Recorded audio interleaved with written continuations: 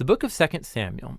Check out the video on 1 Samuel where we were introduced to the book's three main characters, Samuel, Saul, and David, and then also to the book's literary design, which first introduced Samuel and then traced the rise and fall of King Saul in contrast to the rise of King David. 2 Samuel tells the story of David as Israel's king, and in two movements. There's a season of success and of blessing, followed by a huge moral failure and then its sad consequences. And then the book ends with this well-crafted conclusion that reflects back on the good and the bad in David's life, generating hope for a future king to come from his line. So 2 Samuel picks up after Saul's death, and David surprises everyone by composing this long poem where he laments the death of the very man who tried to murder him.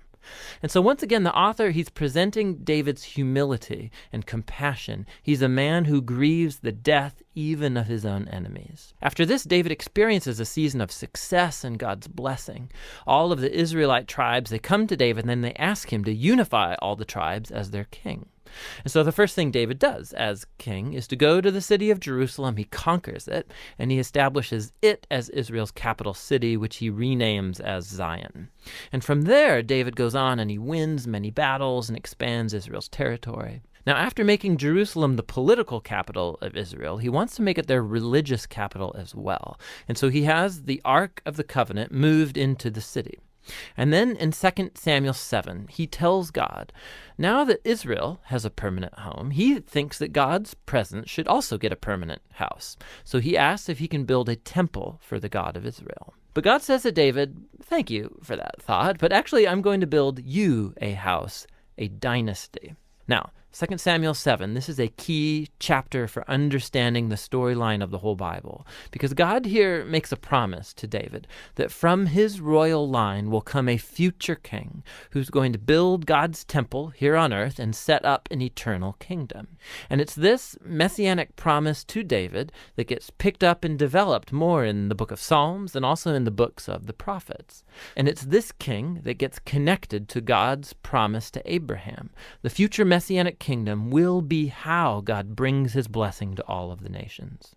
And it's right here, in the midst of all this divine blessing, that things go horribly wrong. David makes a fatal mistake. Not fatal for him, but for a man named Uriah, one of David's prize soldiers. So from his rooftop, David sees Uriah's wife, Bathsheba, bathing. David finds her, he sleeps with her, gets her pregnant, and then he tries to cover the whole thing up by having Uriah assassinated and then marrying her. It's just horrible. So when David's confronted by the prophet Nathan about all of this, he immediately owns up to what he's done. He's broken, he repents, he asks God to forgive him, and God does forgive him, but God doesn't erase the consequences of David's decisions. And so as a result of this horrible choice, David's family, his kingdom, it all falls apart. And it makes this section a tragic story, much like Saul's downfall. So David's sons end up repeating his own mistakes, but in even more tragic ways. So Amnon sexually abuses his sister Tamar, and then their brother Absalom finds out about all of this and has Amnon assassinated. And then Absalom goes and he hatches the secret plan to oust his father David from power, and he launches this full-scale rebellion. And so for a second time, David is forced to flee from his own home and go hide in the wilderness, except this time he is not an innocent man. The rebellion ends when David's son is murdered, and it breaks David's heart. And so once again, he laments over the very man who tried to kill him. David's last days find him back on his throne, but as a broken man, he's wounded by the sad consequences of his sin. The book concludes with a well-crafted epilogue, with stories that are out of chronological order, but they have this really cool symmetrical literary design. So the outer pair of stories come from earlier in David's reign, and they compare the failures of Saul and then of David, and how each of them hurt other people through their bad decisions. The next inner pair of stories are about David and his band of mighty men who went about fighting the Philistines. And what's interesting is that both sections have a story of David's weakness in battle.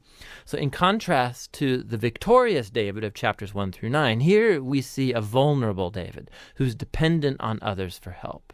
The center of the epilogue has two poems that act like memoirs, and David reflects back on his life, and he remembers times when God graciously rescued him from danger. And he sees these as moments where God was faithful to his covenant promise to him and to his family. Both poems conclude by looking back onto the hope of God's promise of a future king who will build that eternal kingdom. Now, these poems and then God's promise also connect back to Hannah's poem that opened the book. And so these key passages from the beginning, now the middle, and the end of the book bring the book's themes all together. Despite Saul and David's evil, God remained at work, moving forward his redemptive purposes. And God opposed David and Saul's arrogance, but he exalted David when he humbled himself. And so the future hope of this book reaches far beyond David himself. It looks to the future, to the Messianic king who will one day bring God's kingdom and blessing to all of the nations. And that's what the book of Samuel is all about. 2 Samuel 1. After the death of Saul, when David had returned from striking down the Amalekites, David remained 2 days in Ziklag. And on the 3rd day, behold, a man came from Saul's camp, with his clothes torn and dirt on his head. And when he came to David, he fell to the ground and paid homage. David said to him, "Where do you come from?" And he said to him, "I have escaped from the camp of Israel." And David said to him, "How did it go? Tell me." And he answered, "The people fled from the battle, and also many of the people have fallen and are dead. And Saul and his son Jonathan are also dead." Then David said to the young man who told him, "How do you know that Saul and his son Jonathan are dead?" And the young man who told him said, "By chance I happened to be on Mount Gilboa, and there was Saul leaning on his spear. And behold, the chariots and the horsemen were close upon him. And when he looked behind him, he saw me, and called to me. And I answered, 'Here I am.' And he said to me, 'Who are you?' I answered him, 'I am an Amalekite.' And he said to me, 'Stand beside me, and kill me, for anguish has seized me, and yet my life still lingers.' So I stood beside him, and killed him, because I was sure that he could not live after he had fallen. And I took the crown that was on his head, and the armlet that was on his arm, and I have brought them here to my lord." Then David took hold of his clothes and tore them, and so did all the men who were with him. And they mourned and wept and fasted until evening for Saul and for Jonathan his son, and for the people of the Lord and for the house of Israel, because they had fallen by the sword. And David said to the young man who told him, "Where do you come from?" And he answered, "I am the son of a sojourner, an Amalekite." David said to him, "How is it you are not afraid to put out your hand to destroy the Lord's anointed?" Then David called one of the young men and said, "Go, execute him." And he struck him down so that he died. And David said to him, "Your blood be on your head, for your own mouth has testified against you, saying, 'I have killed the Lord's anointed.'" And David lamented with this lamentation over Saul and Jonathan his son. And he said it should be taught to the people of Judah. Behold, it is written in the book of Jasher. He said, "Your glory, O Israel, is slain on your high places. How the mighty have fallen! Tell it not in Gath, publish it not in the streets of Ashkelon, lest the daughters of the Philistines rejoice, lest the daughters of the uncircumcised exult. You mountains of Gilboa, let there be no dew or rain upon you, nor fields of offerings. For there the shield of the mighty was defiled, the shield of Saul, not anointed with oil. From the blood of the slain, from the fat of the mighty, the bow of Jonathan turned not back, and the sword of Saul returned not empty. Saul and Jonathan, beloved and lovely, in life and in death they were not divided. They were swifter than eagles, they were stronger than lions. You, daughters of Israel, weep over Saul, who clothed you luxuriously in scarlet, who put ornaments of gold on your apparel. How the mighty have fallen in the midst of the battle! Jonathan lies slain on your high places. I am distressed for you, my brother Jonathan. Very pleasant have you been to me. Your love to me was extraordinary, surpassing the love of women. How the mighty have fallen, and the weapons of war perished. 2 Samuel 2. After this, David inquired of the Lord, Shall I go up into any of the cities of Judah? and the Lord said to him, Go up. David said, To which shall I go up? and he said, To Hebron. So David went up there, and his 2 wives also, Ahinoam of Jezreel, and Abigail the widow of Nabal of Carmel. And David brought up his men who were with him, everyone with his household, and they lived in the towns of Hebron. And the men of Judah came, and there they anointed David king over the house of Judah. When they told David, It was the men of Jabesh Gilead who buried Saul. David sent messengers to the men of Jabesh Gilead, and said to them, May you be blessed by the Lord, because you showed this loyalty to Saul, your Lord, and buried him. Now may the Lord show steadfast love and faithfulness to you, and I will do good to you because you have done this thing. Now therefore let your hands be strong, and be valiant, for Saul your Lord is dead, and the house of Judah has anointed me king over them. But Abner, the son of Ner, commander of Saul's army, took Ishbosheth, the son of Saul, and brought him over to Mahanaim. And he made him king over Gilead and the Asherites, and Jezreel and Ephraim, and Benjamin and all Israel. Ishbosheth, Saul's son, was 40 years old when he began to reign over Israel, and he reigned 2 years. But the house of Judah followed David. And the time that David was king in Hebron over the house of Judah was 7 years and 6 months. Abner, the son of Ner, and the servants of Ishbosheth, the son of Saul, went out from Mahanaim to Gibeon.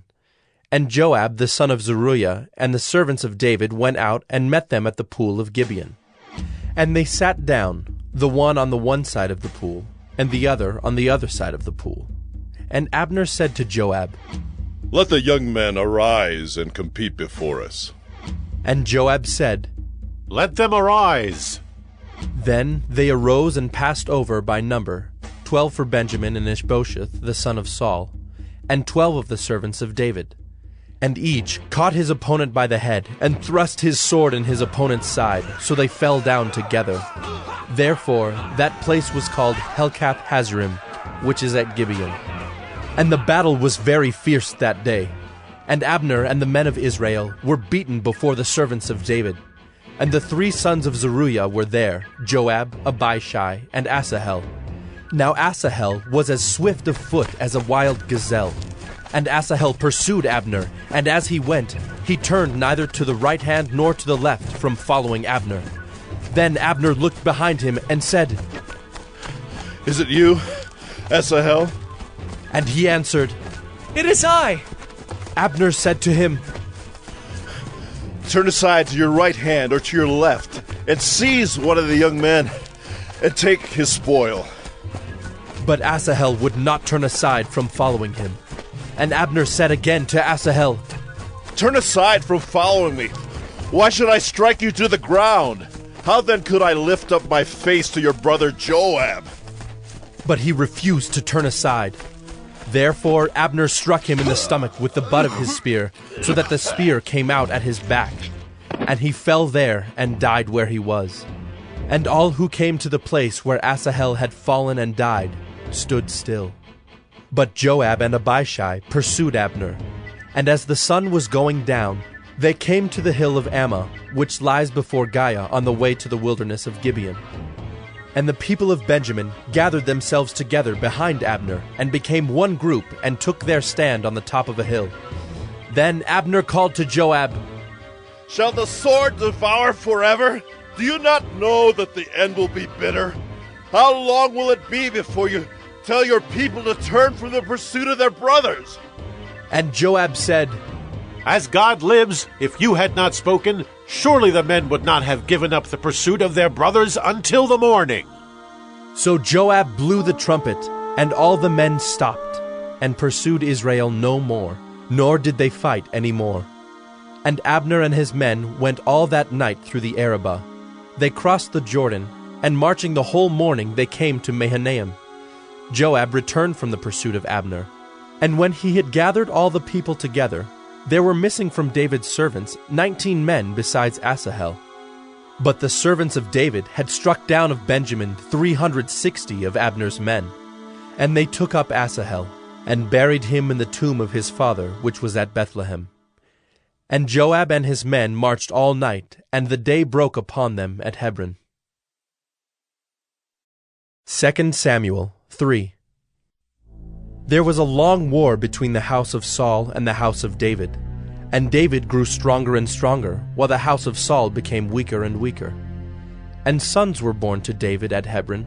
His firstborn was Amnon of Ahinoam of Jezreel, and his second, Chileab of Abigail the widow of Nabal of Carmel, and the third, Absalom, the son of Maacah, the daughter of Talmai, king of Geshur, and the fourth, Adonijah, the son of Haggith, and the fifth, Shephatiah, the son of Abital, and the sixth, Ithream of Eglah, David's wife.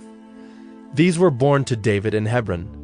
While there was war between the house of Saul and the house of David, Abner was making himself strong in the house of Saul. Now Saul had a concubine whose name was Rizpah, the daughter of Aiah. And Ishbosheth said to Abner, "Why have you gone into my father's concubine?" Then Abner was very angry over the words of Ishbosheth, and said, Am I a dog's head of Judah?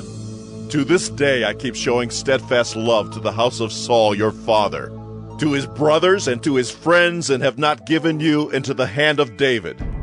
And yet you charge me today with a fault concerning a woman. God do so to Abner and more also, if I do not accomplish for David what the Lord has sworn to him, to transfer the kingdom from the house of Saul and set up the throne of David over Israel and over Judah, from Dan to Beersheba. And Ishbosheth could not answer Abner another word, because he feared him. And Abner sent messengers to David on his behalf, saying, "To whom does the land belong? Make your covenant with me, and behold, my hand shall be with you, to bring over all Israel to you." And he said, Good, I will make a covenant with you. But one thing I require of you, that is, you shall not see my face unless you first bring Michal, Saul's daughter, when you come to see my face. Then David sent messengers to Ishbosheth, Saul's son, saying, Give me my wife Michal, for whom I paid the bridal price of 100 foreskins of the Philistines. And Ishbosheth sent and took her from her husband Paltiel, the son of Laish. But her husband went with her, weeping after her all the way to Bahurim. Then Abner said to him, Go, return. And he returned. And Abner conferred with the elders of Israel, saying, For some time past you have been seeking David as king over you. Now then bring it about. For the Lord has promised David, saying, By the hand of my servant David I will save my people Israel from the hand of the Philistines and from the hand of all their enemies. Abner also spoke to Benjamin. And then Abner went to tell David at Hebron all that Israel and the whole house of Benjamin thought good to do. When Abner came with 20 men to David at Hebron, David made a feast for Abner and the men who were with him. And Abner said to David, I will arise and go, and will gather all Israel to my lord the king, that they may make a covenant with you, and that you may reign over all that your heart desires. So David sent Abner away, and he went in peace. Just then the servants of David arrived with Joab from a raid, bringing much spoil with them. But Abner was not with David at Hebron, for he had sent him away, and he had gone in peace. When Joab and all the army that was with him came, it was told Joab, Abner the son of Ner came to the king, and he has let him go, and he has gone in peace. Then Joab went to the king and said, What have you done? Behold, Abner came to you. Why is it that you have sent him away so that he is gone? You know that Abner the son of Ner came to deceive you, and to know you're going out and you're coming in, and to know all that you are doing. When Joab came out from David's presence, he sent messengers after Abner, and they brought him back from the cistern of Sirah. But David did not know about it. And when Abner returned to Hebron, Joab took him aside into the midst of the gate to speak with him privately. And there he struck him in the stomach so that he died for the blood of Asahel his brother. Afterward, when David heard of it, he said, I and my kingdom are forever guiltless before the Lord for the blood of Abner the son of Ner. May it fall upon the head of Joab and upon all his father's house, and may the house of Joab never be without one who has a discharge, or who is leprous, or who holds a spindle, or who falls by the sword, or who lacks bread." So Joab and Abishai his brother killed Abner because he had put their brother Asahel to death in the battle at Gibeon. Then David said to Joab and to all the people who were with him, "Tear your clothes and put on sackcloth and mourn before Abner." And King David followed the bier. They buried Abner at Hebron, and the king lifted up his voice and wept at the grave of Abner, and all the people wept. And the king lamented for Abner, saying, "Should Abner die as a fool dies? Your hands were not bound, your feet were not fettered. As one falls before the wicked, you have fallen." And all the people wept again over him. Then all the people came to persuade David to eat bread while it was yet day. But David swore, saying, "God do so to me and more also, if I taste bread or anything else till the sun goes down." And all the people took notice of it, and it pleased them, as everything that the king did pleased all the people. So all the people and all Israel understood that day that it had not been the king's will to put to death Abner the son of Ner. And the king said to his servants, "Do you not know that a prince and a great man has fallen this day in Israel? And I was gentle today, though anointed king. These men, the sons of Zeruiah, are more severe than I. The Lord repay the evildoer according to his wickedness." 2 Samuel 4. When Ishbosheth, Saul's son, heard that Abner had died at Hebron, his courage failed, and all Israel was dismayed. Now Saul's son had 2 men who were captains of raiding bands. The name of the one was Baanah, and the name of the other Rechab, sons of Rimmon, a man of Benjamin from Beeroth, for Beeroth also is counted part of Benjamin. The Beerothites fled to Gittaim and have been sojourners there to this day. Jonathan the son of Saul had a son who was crippled in his feet. He was 5 years old when the news about Saul and Jonathan came from Jezreel, and his nurse took him up and fled. And as she fled in her haste, he fell and became lame, and his name was Mephibosheth. Now the sons of Rimmon the Beerothite, Rechab and Baanah, set out, and about the heat of the day they came to the house of Ishbosheth, as he was taking his noonday rest. And they came into the midst of the house as if to get wheat, and they stabbed him in the stomach. Then Rechab and Baanah his brother escaped. When they came into the house, as he lay on his bed in his bedroom, they struck him and put him to death and beheaded him. They took his head and went by the way of the Arabah all night, and brought the head of Ishbosheth to David at Hebron. And they said to the king, "Here is the head of Ishbosheth, the son of Saul, your enemy, who sought your life. The Lord has avenged my lord the king this day on Saul and on his offspring." But David answered Rechab and Baanah his brother, the sons of Rimmon the Beerothite, "As the Lord lives, who has redeemed my life out of every adversity, when one told me, 'Behold, Saul is dead,' and thought he was bringing good news, I seized him and killed him at Ziklag, which was the reward I gave him for his news. How much more, when wicked men have killed a righteous man in his own house on his bed, shall I not now require his blood at your hand and destroy you from the earth?" And David commanded his young men, and they killed them and cut off their hands and feet, and hanged them beside the pool at Hebron. But they took the head of Ishbosheth, and buried it in the tomb of Abner at Hebron.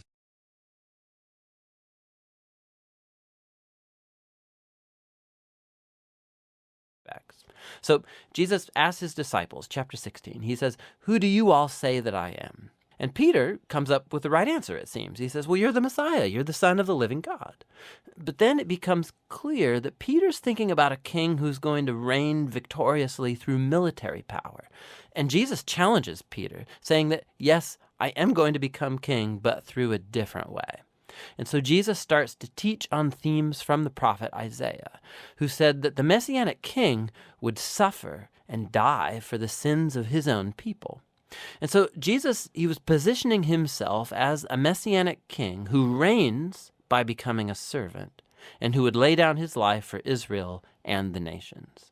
Well, Peter and the disciples, they mostly just don't get it. Matthew 17. And after 6 days Jesus took with him Peter and James and John his brother, and led them up a high mountain by themselves. And he was transfigured before them, and his face shone like the sun, and his clothes became white as light. And behold, there appeared to them Moses and Elijah talking with him. And Peter said to Jesus, Lord, it is good that we are here. If you wish, I will make 3 tents here, one for you, one for Moses, and one for Elijah. He was still speaking when, behold, a bright cloud overshadowed them, and a voice from the cloud said, This is my beloved Son, with whom I am well pleased. Listen to him. When the disciples heard this, they fell on their faces and were terrified. But Jesus came and touched them, saying, Rise, and have no fear. And when they lifted up their eyes, they saw no one but Jesus only. And as they were coming down the mountain, Jesus commanded them, Tell no one the vision until the Son of Man is raised from the dead. And the disciples asked him, Then why do the scribes say that first Elijah must come? He answered, Elijah does come, and he will restore all things. But I tell you that Elijah has already come, and they did not recognize him, but did to him whatever they pleased. So also the Son of Man will certainly suffer at their hands. Then the disciples understood that he was speaking to them of John the Baptist. And when they came to the crowd, a man came up to him and, kneeling before him, said, Lord, have mercy on my son, for he is an epileptic, and he suffers terribly. For often he falls into the fire, and often into the water. And I brought him to your disciples, and they could not heal him. And Jesus answered, O faithless and twisted generation, how long am I to be with you? How long am I to bear with you? Bring him here to me. And Jesus rebuked the demon, and it came out of him, and the boy was healed instantly. Then the disciples came to Jesus privately and said, Why could we not cast it out? He said to them, Because of your little faith.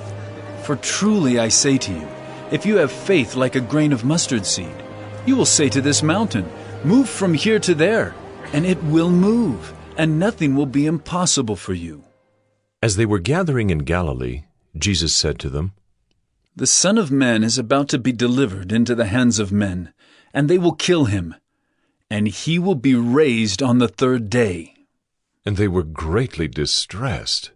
When they came to Capernaum, the collectors of the 2 drachma tax went up to Peter and said, Does your teacher not pay the tax? He said, Yes. And when he came into the house, Jesus spoke to him first, saying, What do you think, Simon? From whom do kings of the earth take toll or tax? From their sons or from others? And when he said, From others? Jesus said to him, Then the sons are free. However, not to give offense to them, go to the sea and cast a hook and take the first fish that comes up. And when you open its mouth, you will find a shekel. Take that and give it to them for me and for yourself. It begins with a crucial conversation. Jesus takes the disciples aside and he asks, Who do you all say that I am? And Peter speaks up, saying, You're the Messiah. But it becomes clear that for Peter, this means that Jesus is a victorious military king from the line of David who will rescue Israel from the Romans. But for Jesus to be the Messiah means that he's the suffering servant king of Isaiah 53, who will bring God's rule by giving up his life in Jerusalem. And the disciples, they don't get it. They think following King Jesus is going to mean fame and status and importance, and Jesus makes it clear that following him is actually like dying, like carrying your own cross. It means rejecting violence and pride and selfishness and giving one's life out for others in acts of service and love. He has the same conversation with them 2 more times, and it all culminates in Jesus' important statement that the Son of Man did not come to be served, but to become a servant and give his life as a ransom for many. The disciples still don't get it. They respond in confusion and fear. And so here in Act 2, Mark has placed another key story that echoes the book's introduction. Jesus takes 3 of his disciples up to a mountain, and he's suddenly transformed. He's radiating with light and glory, and a cloud envelops them. Now, this is just like the glory of the God of Israel that showed up long ago on Mount Sinai. And then the 2 prophets who stood in God's presence on Mount Sinai, Moses and Elijah, they appear next to Jesus as God announces again, "This is my beloved Son." Now, by placing this story in the middle of all these conversations in Act 2, Mark is making an astounding claim that Jesus, God's Son, is the physical embodiment of God's own glory. And in Jesus, the glorious God of Israel is going to become king by suffering and dying for the sins of his own people. It's a puzzling claim that confuses and scares the disciples as they leave the mountain. Mark 9. And he said to them, "Truly I say to you, there are some standing here who will not taste death until they see the kingdom of God, after it has come with power." And after 6 days Jesus took with him Peter and James and John, and led them up a high mountain by themselves. And he was transfigured before them, and his clothes became radiant, intensely white, as no one on earth could bleach them. And there appeared to them Elijah with Moses, and they were talking with Jesus. And Peter said to Jesus, "Rabbi, it is good that we are here. Let us make 3 tents, one for you, and one for Moses, and one for Elijah." For he did not know what to say, for they were terrified. And a cloud overshadowed them, and a voice came out of the cloud. "This is my beloved Son. Listen to him." And suddenly, looking around, they no longer saw anyone with them but Jesus only.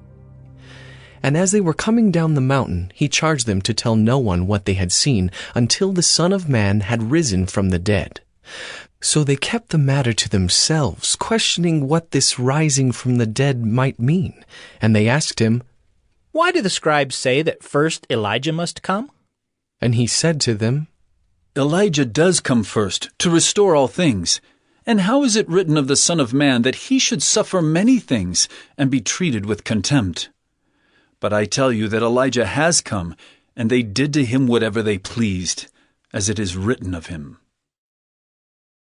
And when they came to the disciples, they saw a great crowd around them, and scribes arguing with them. And immediately all the crowd, when they saw him, were greatly amazed, and ran up to him and greeted him. And he asked them, "What are you arguing about with them?" And someone from the crowd answered him, "Teacher, I brought my son to you, for he has a spirit that makes him mute. And whenever it seizes him, it throws him down, and he foams and grinds his teeth and becomes rigid. So I asked your disciples to cast it out, and they were not able." And he answered them, "O faithless generation, how long am I to be with you? How long am I to bear with you? Bring him to me." And they brought the boy to him. And when the spirit saw him, immediately it convulsed the boy, and he fell on the ground and rolled about, foaming at the mouth. And Jesus asked his father, "How long has this been happening to him?" And he said, "From childhood. And it has often cast him into fire and into water to destroy him. But if you can do anything, have compassion on us and help us." And Jesus said to him, "If you can, all things are possible for one who believes." Immediately the father of the child cried out and said, "I believe. Help my unbelief." And when Jesus saw that a crowd came running together, he rebuked the unclean spirit, saying to it, "You mute and deaf spirit, I command you, come out of him, and never enter him again." And after crying out and convulsing him terribly, it came out, and the boy was like a corpse, so that most of them said, "He is dead." But Jesus took him by the hand and lifted him up, and he arose. And when he had entered the house, his disciples asked him privately, "Why could we not cast it out?" And he said to them, "This kind cannot be driven out by anything but prayer." They went on from there and passed through Galilee. And he did not want anyone to know, for he was teaching his disciples, saying to them, "The Son of Man is going to be delivered into the hands of men, and they will kill him. And when he is killed, after 3 days he will rise." But they did not understand the saying, and were afraid to ask him. And they came to Capernaum, and when he was in the house, he asked them, "What were you discussing on the way?" But they kept silent, for on the way they had argued with one another about who was the greatest. And he sat down and called the 12, and he said to them, "If anyone would be first, he must be last of all, and servant of all." And he took a child and put him in the midst of them, and taking him in his arms, he said to them, "Whoever receives one such child in my name receives me. And whoever receives me receives not me, but him who sent me." John said to him, "Teacher, we saw someone casting out demons in your name, and we tried to stop him because he was not following us." But Jesus said, "Do not stop him, for no one who does a mighty work in my name will be able soon afterward to speak evil of me. For the one who is not against us is for us. For truly I say to you, whoever gives you a cup of water to drink because you belong to Christ will by no means lose his reward. Whoever causes one of these little ones who believe in me to sin, it would be better for him if a great millstone were hung around his neck and he were thrown into the sea. And if your hand causes you to sin, cut it off. It is better for you to enter life crippled than with 2 hands to go to hell, to the unquenchable fire. And if your foot causes you to sin, cut it off. It is better for you to enter life lame than with 2 feet to be thrown into hell. And if your eye causes you to sin, tear it out. It is better for you to enter the kingdom of God with 1 eye than with 2 eyes to be thrown into hell, where their worm does not die and the fire is not quenched. For everyone will be salted with fire. Salt is good, but if the salt has lost its saltiness, how will you make it salty again? Have salt in yourselves, and be at peace with one another."